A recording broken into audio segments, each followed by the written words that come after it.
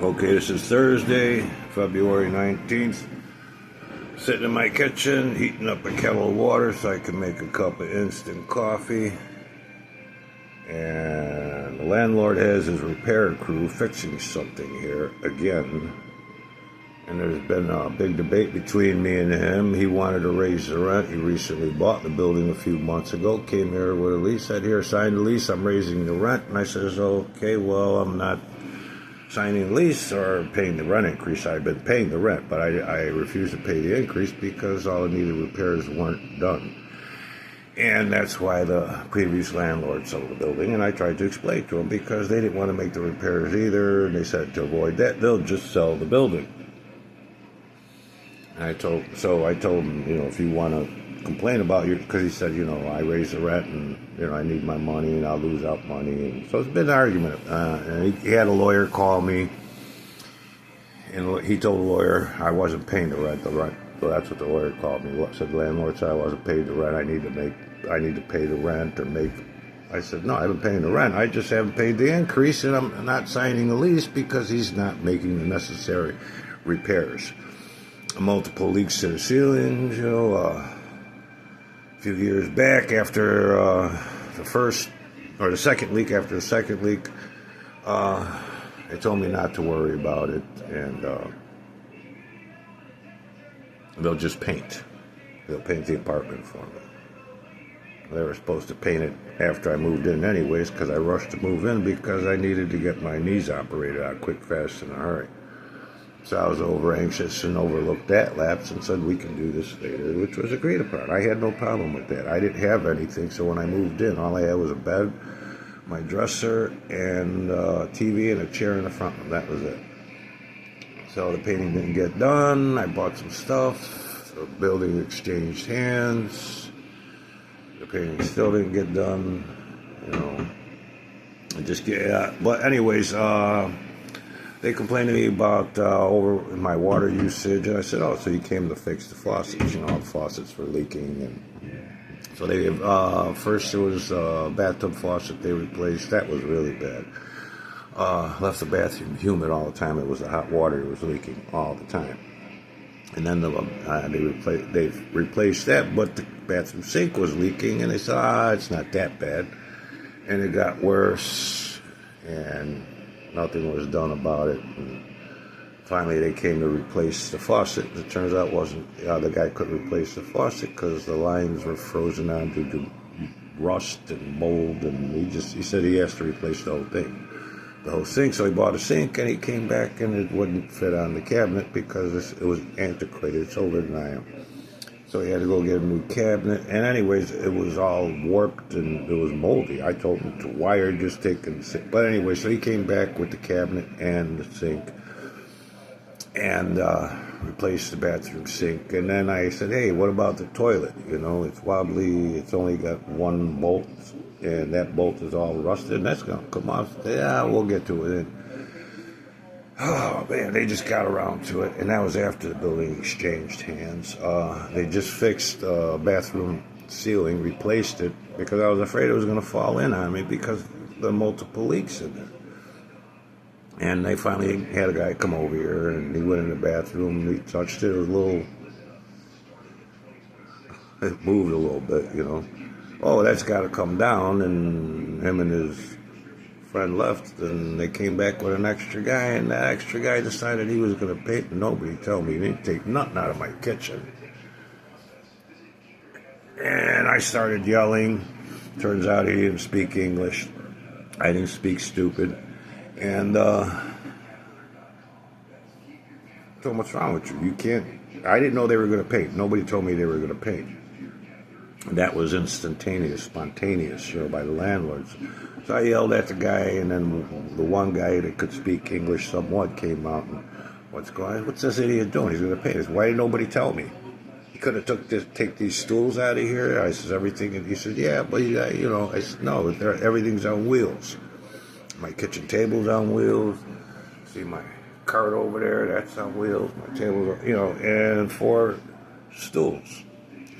It only take a few minutes. So one guy I moved one or two of the bar stools, but he moved the rest in the front room. And the guy painted. There was paint on the floor, paint on the fridge, paint on the stove. And he said he did what the landlord said he told him to do. And the landlord told me he was going to have somebody come by and slap some paint on it. But he only did it in the kitchen. It was a half-ass slap on. I even tried to tell him we don't slap paint here in the United States. I don't know where he's from or what he thinks he's doing. I even talked to his lawyer, and his lawyer knows. When his lawyer talked to me, this is not. I didn't directly say I was quoting the rules of professional conduct, but I did get to the point of letting him know his call and what the landlord was doing is nothing but legal harassment for the simple fact they're not fulfilling their legal obligations to doing the needed repairs. And I've had the previous landlord's workmen tell me that the plumbing needs to the problems wasn't up here, just up here with the plumbing, because different things have come out of the faucet, different colors. There's black stuff and black and brown water, and it's orange tinted, and it leaves. I run the shower, and when the water, there's no window, just a vent. And when the water, the steam sticks to the wall and it starts drying, little droplets run down the wall. They're orange.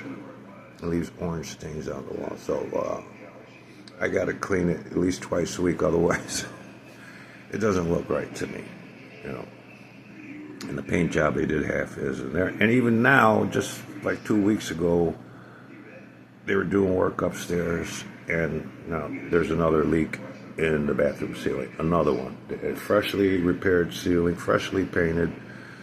It was a matter of 2 months ago. And you could see this big bubble. These guys don't know what the hell they're doing. You should have seen the piss poor job. They replaced the toilet, but they didn't replace the tiles under the toilet. So now if I mop in there, which this lady that comes to help me, she went to mop in there. She has to be careful so the water doesn't go under the gap under the toilet and create black mold again. And we have problems with black mold. And I informed him about disclosure. It's mandatory to disclose to your tenants, the legal or the health risks they'll be taking because of the structural damage, because all the water leaks, the electrical damage. I've had electrical problems. I says that's not to mention the black mold, and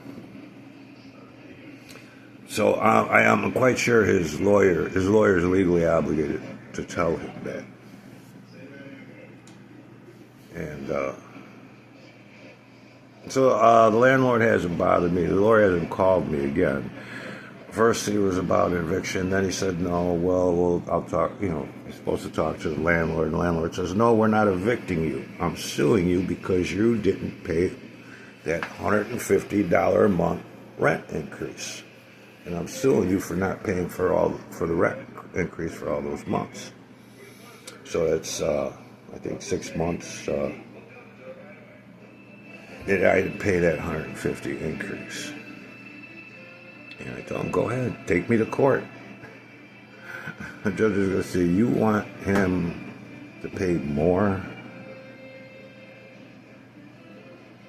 for less? No, I mean, it's not in the public interest, and I will clearly state to the judge, and when I do go to court, I will file an appearance, I will file pro se motion, I will file for jury trial, I will file a fee waiver so I won't have to pay any court costs, and bring up every issue. And I have videos of everything. Everything. They're all time-stamped. These guys are working on it. I'm sitting here. So I said I might as well make a cup of coffee because there's this noise, all this noise coming from on the other side of my sink here. These apartments they're not apartments, actually. It was a motel that they decided to make apartments instead of having it as a motel. But I said there's a lot of necessaries that have been ignored, and I've already been told it's antiquated. Nothing's been maintained since this structure was built, and it's older than I am. And I'm old. It's easy to see, from the original bathroom decor. That goes back to the 50s. I was born in the 60s. I'm not complaining about my age. He yelled at me. He said, "You think you deserve all this special treatment because you're handicapped?" When I moved in there, this place is not handicap friendly, and I agreed to those circumstances. But I didn't agree, to these, the purity, the impurities in my water. I didn't know that. I didn't know it was going to turn out like that. Then when the faucets were leaking, they kept getting worse and worse, and I kept complaining. And then they finally come and complain to me about my water usage and the bill, and they might have to increase my rent. And that's when I said, "Oh, so you're finally going to fix the faucets?" They complained to me about complaining about the landlord complaint. They complained about when the refrigerator, I needed that replaced. Complain about that when the air conditioner went out. I waited too long, and I wound up looking for one on my own. But the building manager kept bugging the landlord, and I mentioned tenants' rights. So they own the building. The appliances came with a lease. Because originally I had a lease. The first 2 years I signed a lease. But when they refused to make the needed repairs, I said, no lease and no increase until you make the needed repairs. And then it got more out of hand when I started complaining about the black mold. Caused some health issues. And they were still renting out, and I asked them if there was disclosure involved in that. So right now, I don't know if they're renting out. I know they tore out the apartment on both sides of me, and I'm quite sure the one above me, and maybe the few others. But we'll find out. I pay my rent on the 4th of every month. So I'll pay my rent on the 4th.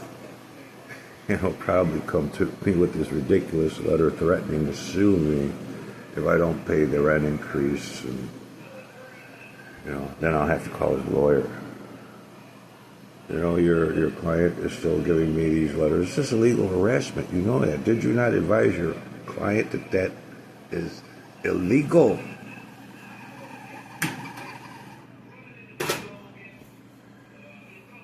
But like I said, the last landlady, her lawyers quit calling me. The landlord before that, their building manager and lawyer quit bothering me.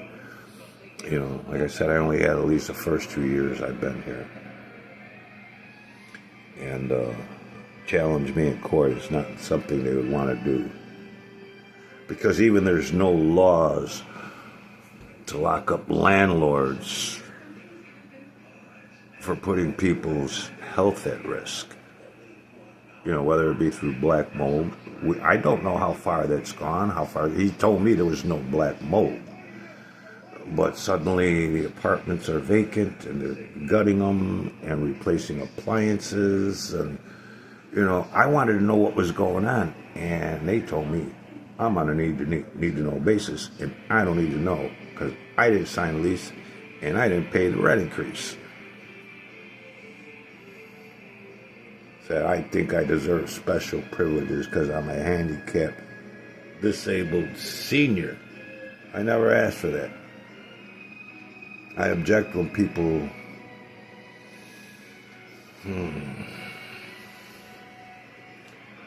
I like to do things on my own. I used to go grocery shopping on my own, to the laundromat on my own in my wheelchair, pulling a granny cart behind me. The last one I broke, the axle broke. I had to get a new one. The capacity is 320 pounds. And I weighed it one time, and or his one guy did, but he said it was over 200 pounds. That was groceries. I pulled it in the door for me, one of the neighbors, because I couldn't get it into the door. I got to the grocery store, got back with my groceries, and I was all happy. I just got used to getting used to using that wheelchair after a couple of years, built some muscle, lost a couple chins. I was doing good, and but now, my body is worn out. I've been fighting this a long time, so I need a wheelchair. And can you believe it? People make fun of me because I need a wheelchair. Oh, you need a wheelchair? Ugh, I thought it was just your knees. I have had 6 operations, 6 or 8 more to go. But because this buffoon, he actually thinks he's a doctor. Looked at me up and down in the wheelchair and laughed at me just because I'm in better shape and old enough to be his dad. Knows nothing about my medical history. Doesn't know me. I've seen him a few times throughout his lifetime. Probably why I don't see him now. He got mad at when I put doctor in front of his name. But either way, I was in my wheelchair. I took my wheelchair on a bus and then to the Orange Line and took a cab from the Orange Line to where I seen this before. And when I left, I didn't ask anybody for a ride. I wheeled my way. I wheeled my way, hit somewhere on Archer Avenue, and just kept going until I couldn't go no more. Then I waited for a bus in my wheelchair, and I wound up downtown Chicago. And then I got stuck at the Orange Line when I came back, but it's okay. It's okay. I got out. I haven't done it again since then, but I miss going downtown Chicago. I miss going to the museums, cultural centers, the Art Institute. I'm gonna get out there again. But right now, I'm dealing with these goofy-ass landlords. Just because nobody's gonna arrest them, they're not gonna go to jail for putting my health at risk and the other tenants. Doesn't mean they don't have a legal battle. Try to evict me, see what happens. Try to sue me for past undue rent increase. That's what I keep telling them. Sue me. Where's you gonna bring this out of the letter again? This time I'm gonna record him. He said, "Oh, I'm not evicting you. I'm just suing you for the rent you didn't pay. I paid my rent, but I increased the rent when I bought the building and you didn't pay it."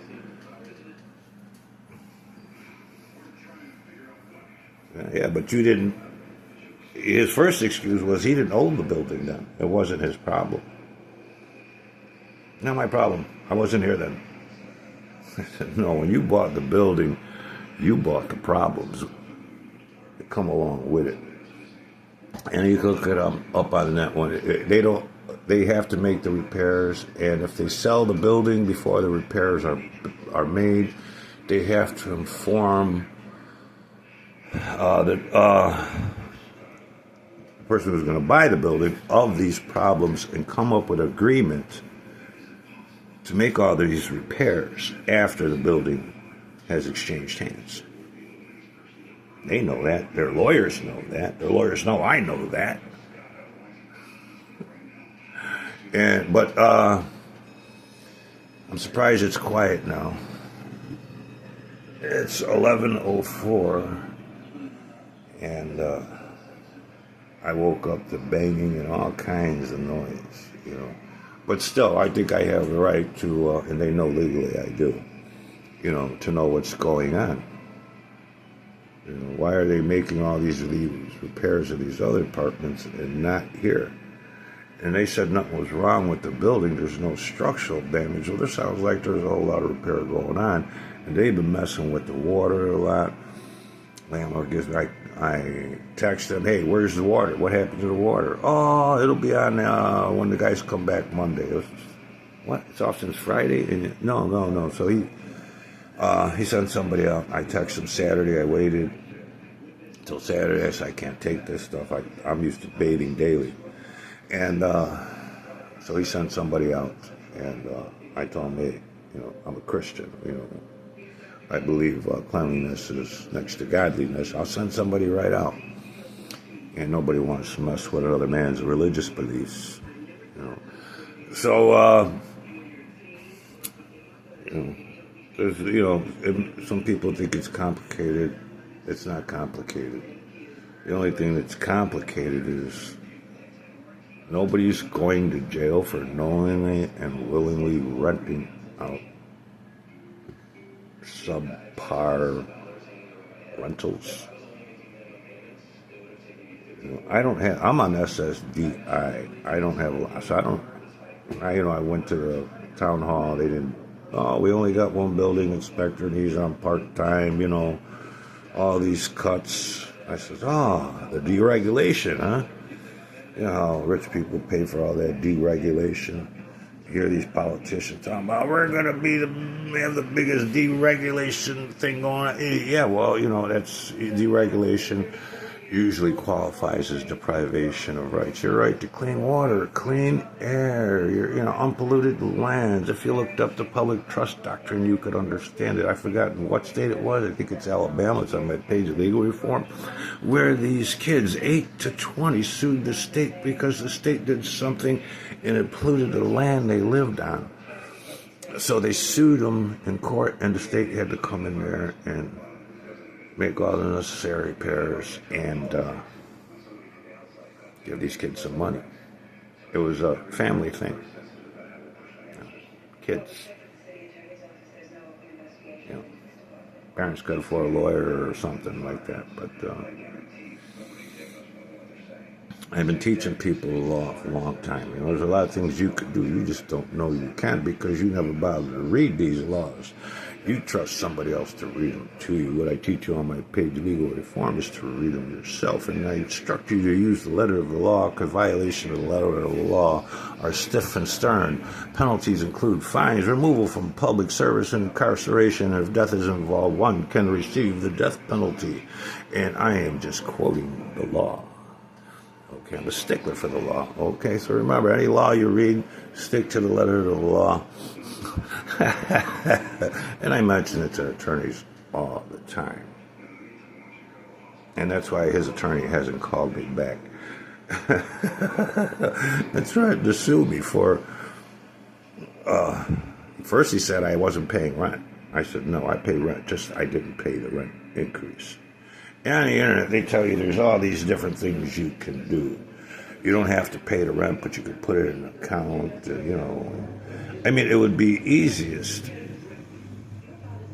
if they deregulate all the deregulations, put the regulations back in place, get rid of the LLCs, so that way when the landlord gets sued, they get sued into oblivion, so they can't do what they do and keep doing this, because the last landlord told me, hey, I do this, I just, keep the...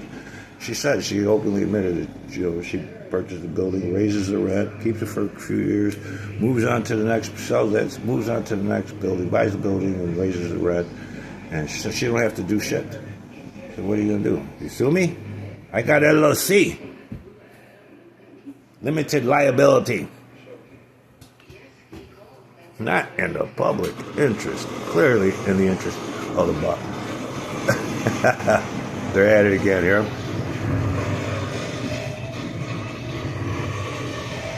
I'm sitting by the sink. I have that there because my bright lights hurt my eyes, and no light bulb are only 40 watts. But they seem bright to me.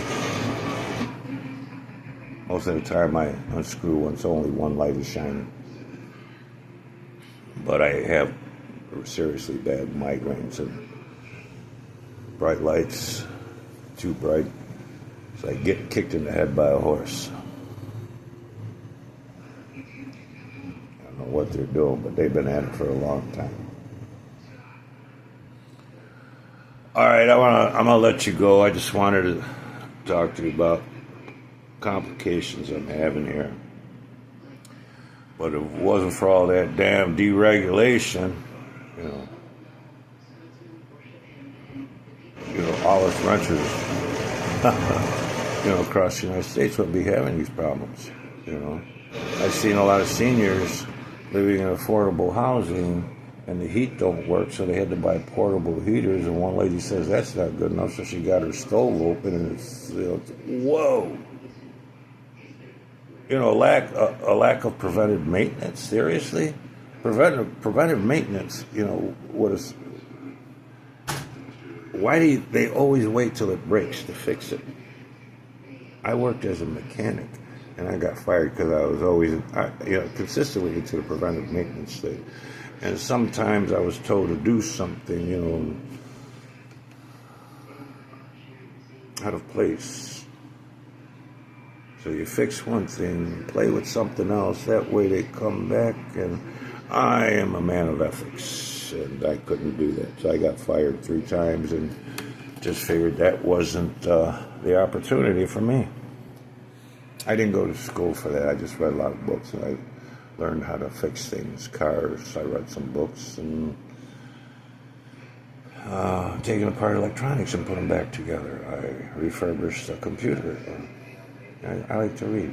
I didn't go to law school, but law books tend to be were my favorite. I found them alluring. And it started when I read the Constitution of the United States. I had to find out what due process was, and I did. And I like to talk about it. Okay, and the laws I use, the laws I know. I say I may not have a legal degree.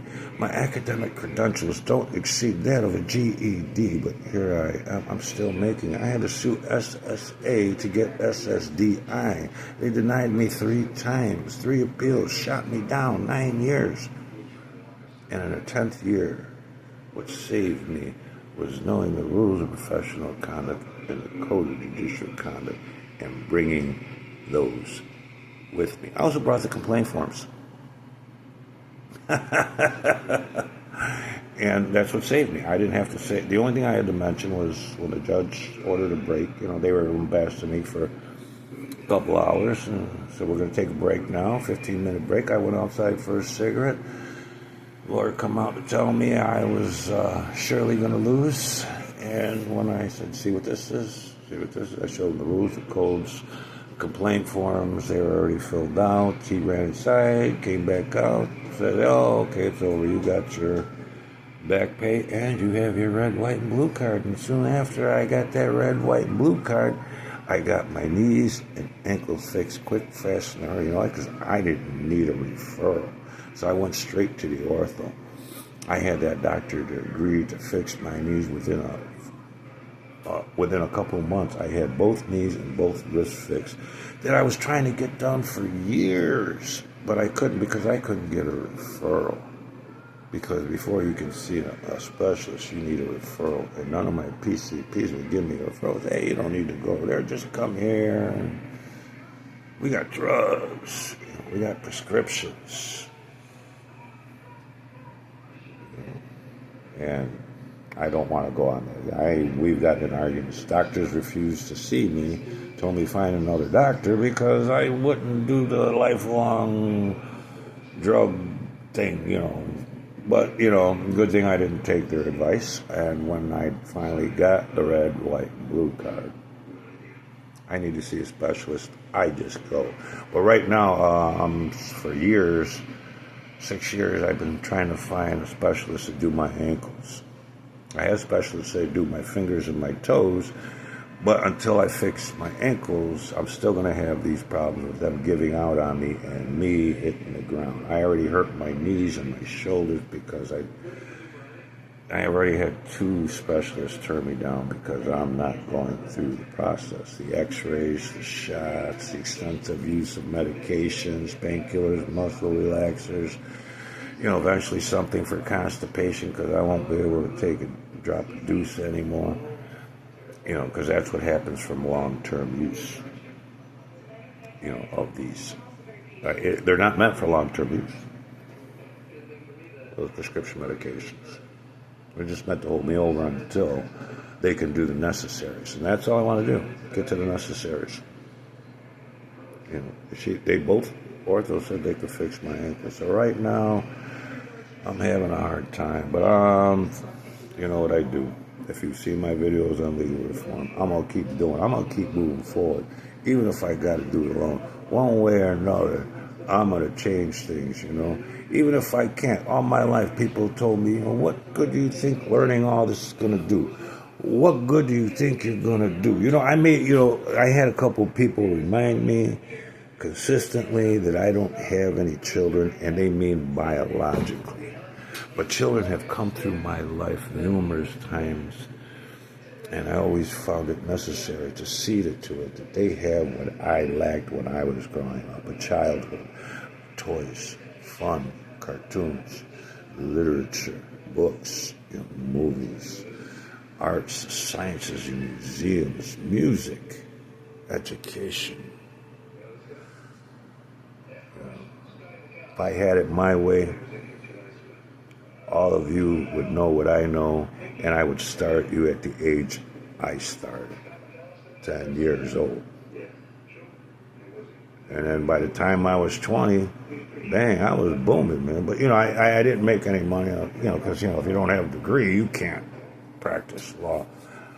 But I had a whole lot of fun pissing off a whole lot of lawyers, especially in criminal court, helping people get a probable cause hearing, you know, establishing due process and making sure that they got a fair trial by forcing due process, by forcing effective assistance of counsel upon the public defender's office, by taking the rules of professional conduct. And when they tell me the judge ain't going to like this or that, or the people I was trying to help, I pull out the code of judicial conduct. Fuck the judge. What? Yeah, fuck you, fuck the state's attorney, and fuck the judge. So these are the laws within a court of law, and I had the rules and the codes. Except for I wasn't a lawyer, so no judge was going to let me say it. So I had to get the defendant themselves to say it. So seriously, if I could only have spoken for him. But it takes a little while to learn. But start with the rules of professional conduct and the code of judicial conduct. That's the very start. I did a couple of videos trying to read it to you, trying to make it short. But to be honest with you, reading the rules of professional conduct, if you're a proficient reader, that'll take you about 2.5 hours. The code of judicial conduct, about 2 hours. But worth the read. Better than any movie you've ever seen.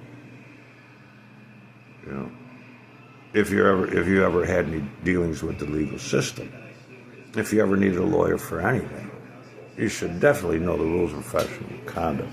I mean, when you learn to drive a car, don't you have to go through driver's ed first? So consider it like your driver's ed course. Instead of the car being the tool, your lawyer's the tool. And you have to learn how to use this tool. Okay? So, you know, consider an owner-operator manual, the rule of professional conduct, okay? That's what's always gotten me through everything. People have called me lucky. I wasn't lucky. I was knowledgeable. You need to read to succeed. In order to seize the day, seize the literature. Know what you need to know. Seriously, you'll understand it as easily as I did, as long as you apply the letter of the law. In the spirit of the law, I always cite the letter of the law so that we all see, say, and hear the same thing. No misinterpretation, no disinformation. Saying anything other than what is written is disinformation, and the penalties for disinformation are stern. Penalties are fines, removal from public service, and incarceration. That's violating the oath. You know what the penalties are for violating the oath? Fines, removal from public service, and incarceration. If you aren't living up to the oath, you aren't fit for service. You aren't fit for public service. The oath requires you to uphold, support, defend the United States Constitution. And doing otherwise is deprivation of rights, which is against federal law. So people, if your lawyer's not talking about the rules of professional conduct and not playing by them in the court of law, surely then you'll understand that neither is the opposing party.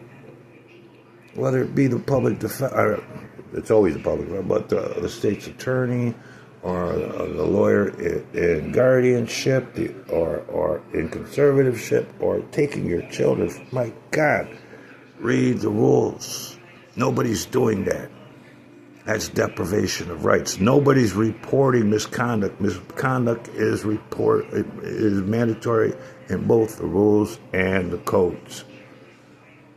Failure to report misconduct is misconduct. So again, failure to abide by and enforce the rules of professional conduct or the code of judicial conduct is deprivation of rights. Nobody in that room is going to report that deprivation of rights. Nobody's going to report, the violations in the rules or the codes, which creates a conspiracy against rights under the color of law. Pretty simple, right? Don't you think? I mean, that right there just proves the conspiracy against rights under the color of law.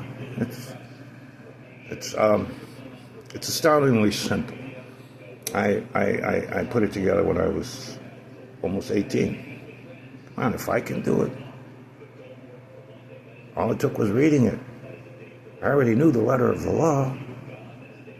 Look up penalties for violating the letter of law. Look up penalties for disinformation and remind them when you read it to them. Right. I'm not asking you to believe me. I'm asking you to believe your eyes. Open your eyes so you'll open your mind. And by the grace of God, with any hope, it'll affect you like it affected me. It opened my heart.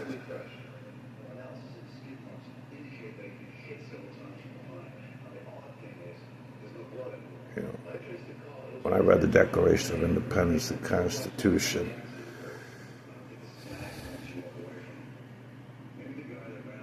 I finally understood Martin Luther King. Granted, I was just a little kid, but I used to like hearing him talk. That one day, our nation will live up to its creed. That we the people are endowed by our creators with certain inalienable rights. Among these are life, liberty, and the pursuit of happiness. I think we are all tired.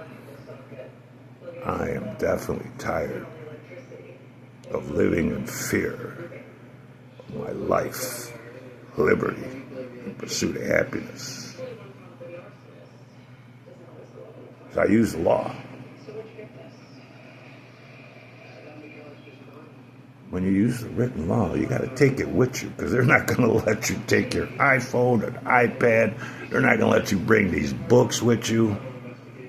So at least print out the rules of professional conduct in the Code of Judicial Conduct. In the Code of Judicial Conduct, it clearly states that it's mandatory for the judge to you have the right to be heard. The judge always yelled at me, talk to your attorney, I don't want to hear it. But see, the problem was with the attorney. All I wanted the judge to do was cite them for ineffective assistance of counsel. Every time the judge failed to, the judge was in contempt of court. You know how many times you can get a judge for contempt of court for failure to report misconduct, for failure to report the violations of the rules? They're even, it's even mandatory to self-report. So the judge is also supposed to report themselves, but they're not going to do it. They'll lose their job. They'll lose their livelihood. They get fined. Move from public service. Go to jail. Same thing with the lawyers. It's not funny, people. It's not. I'm sorry. It's just that To avoid cussing, yelling, breaking things, I hide it with laughter and sometimes jokes. I know it's not funny, far from it. From what you're suffering from, for what you're living with. You're living under the color of law. And I want it to stop. But I need you. One man alone cannot change the system. But we, the people, can. Start with demanding they live up to the oath. You know what the penalties are for violating the oath? Look it up. It's on the net. And remind them, any of them, all of them, Republican, Democrat, Independent, Progressive.